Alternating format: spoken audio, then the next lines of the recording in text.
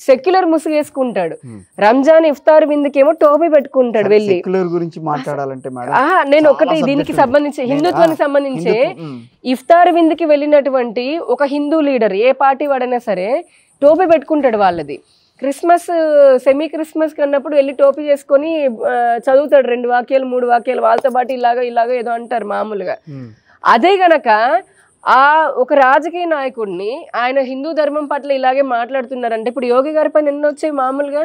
అలానే ఇప్పుడు మాట్లాడితే వీడు మతతత్వవాది అంటాడు. అంటే వాడికి అక్కడేమో సెక్యులరిజం కాదు, వాళ్ళ మతానికి చేసుకోవచ్చు, అది సెక్యులరిజం. అది మంచిది, అందరికి స్ఫూర్తి అనమాట, అది అందరం కలిసి ఉండాలని. అదే నాయకుడు గుళ్ళోకి వెళ్ళి లేదంటే వెళ్ళి ఇది మన ధర్మం అని చెప్పమనండి, అయ్యో బాబాయ్ మీద పడిపోయి చంపేస్తారు. కానీ పవన్ కళ్యాణ్ గారు చేసింది 100% correct. Not only Pawan Kalyan garu, ఏ పార్టీలో అసలు ఎందుకండి, నేను అదే చెప్తున్నాను, నాకు వెళ్ళాల్సిన అవసరం ఏంటి అంటున్నాను. వెళ్ళాల్సిన అవసరం ఏంటి? ఇప్పుడు వారు కోరుకుంటుంది వికసిత ఆంధ్రప్రదేశ్, వికసిత భారత్. నేను కోరుకుంటుంది వికసిత ఆంధ్రప్రదేశ్, వికసిత భారత్. పవన్ కళ్యాణ్ గారు జనసేన పార్టీ కోరుకుంటుంది సనాతన ధర్మ పరిరక్షణ.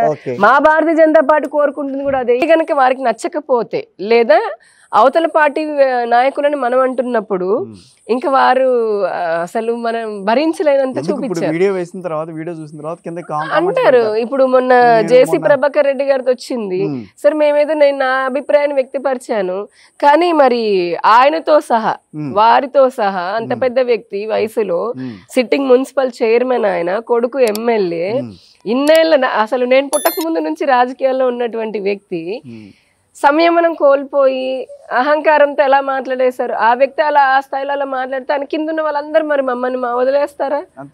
అంతకంటే ఎక్కువ మాట్లాడతారు కదా. ఉదాహరణ చెప్పా, లేటెస్ట్ గా జరిగింది. ఏదో గోంగూర పచ్చడి నచ్చింది కానీ నేను కూడా గోంగూర పచ్చడి తింటేనే మీరు నేను ఇద్దరం ఒకటైనట్టు ఒక్కొక్కరి అలా ఏమీ లేదు. ఓన్ చేసుకోకపోవడం అని కాదు.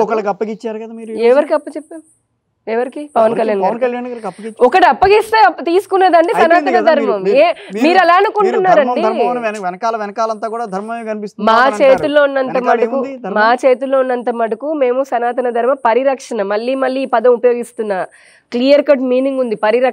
పరిరక్షణ కోసము, పునరుజ్జీవన కోసం ఆరాట పడుతున్నాము, తాపత్రయపడుతున్నాము, ప్రయత్నిస్తున్నాము, చేస్తున్నాము.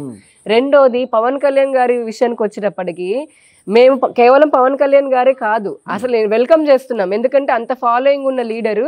ఇప్పుడు ఏ రాజకీయ నాయకునైనా చూడండి మీరు, దేశవ్యాప్తంగా చాలా పార్టీలలో టీడీపీలో ఉన్నప్పుడు పవన్ కళ్యాణ్ ని విమర్శించారు, జగన్ ని విమర్శించారు, నరేంద్ర మోదీని విమర్శించారు అప్పటి రాజకీయాలకు అనుగుణంగా. అవును, అఫ్ కోర్స్ నేను దాంట్లో ఏం తప్పు పట్టను, కానీ ఇవాళ మాత్రం అందరూ కావాలని అంటున్నారు.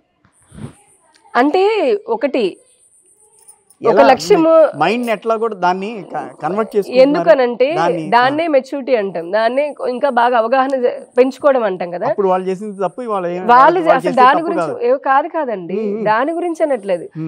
నా వ్యక్తిగతంగా చెప్తున్నా, నేను గమనించింది ఏంటంటే రాజకీయ పార్టీలు ఒక ఉమ్మడి లక్ష్యం లేకుండా, ఇప్పుడు ప్రతిపక్షం అయినా సరే ప్రభుత్వానికి మంచి సూచనలు ఇవ్వాలి.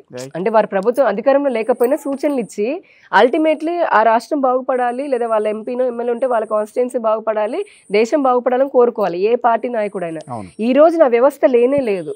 ఎవరికి వారి స్వార్థము, కుట్రలు పెరిగిపోయినాయి. అందుకని ఏంటి, దేశం అభివృద్ధి ఇప్పుడు ఈ 10 ఏళ్లలో పెరుగుతుంది కానీ అంత ముందంత లేదు. అంటే ఆ దృక్పథం లేదు, ఆలోచన దృక్పథం, వసుదైక కుటుంబం అన్న దృక్పథం లేదు, కలుపుకొని పోయే తత్వం లేదు. అందుకనే ఇప్పుడు నేను చెప్తున్నాను, పవన్ కళ్యాణ్ గారు కానివ్వండి, ఇతర పార్టీలో ఉన్నటువంటి ఈ నాయకులైనా సరే ధర్మానికి వచ్చేటప్పటికి పార్టీలకు అతీతంగా హిందూ నాయకులందరూ కూడా సనాతన ధర్మ పరిరక్షణ చేయాలి. అది ఆ బాధ్యత వారిపైన ఉంది. ఏ పార్టీ అయినా కానివ్వండి, ఆయన హిందువు అయితే గనక ఆయనకు ఆ బాధ్యత ఉంటుంది కదా, పరిరక్షణ చేయాల్సిన బాధ్యత ఉంటుంది. రెండోది అభివృద్ధిలో కూడా ఆ విధంగానే ముందుకు వెళ్ళాలి, తగిన సూచనలు. ఇప్పుడు ఈయనని ప్రతిపక్షంలో కూడా లేరు యాక్చువల్గా, నాకు ఇయ్యండ్రా బాబు అని చెప్పని మొత్తుకుంటున్నారు, కోట్ల చుట్టూ తిరుగుతున్నారు జగన్మోహన్ రెడ్డి గారు. కానీ అటువంటి వ్యక్తి సరే ఈసారికి ప్రజలు మనకు అధికారం ఇవ్వలేదు, మన లోటుపాట్లేంటో తెలుసుకుందాము, ఇప్పుడున్నటువంటి ప్రభుత్వం అల్టిమేట్లీ ఆయన వచ్చిన రాష్ట్రాన్ని సేవ చేయాలనే కదా వచ్చింది, అవునా కాదు? అది పేరు ఏదైనా సరే ప్రజలకు మంచి చేయాలని అనుకునే ఆయన 5 ఏళ్ళు, ఇప్పుడు మళ్ళీ అవ్వాలనుకుంటున్న ఒకవేళ ఆలోచన ఉంటే కనుక అవ్వాలి అంటే ప్రజలకు మంచి చేయాలనుకున్నప్పుడు నీకు తోచిన సలహాలు ఇవ్వు. నేనేం చెప్తానంటే రాజకీయ పార్టీలు అలా ఉండాలి. మీ రాజకీయం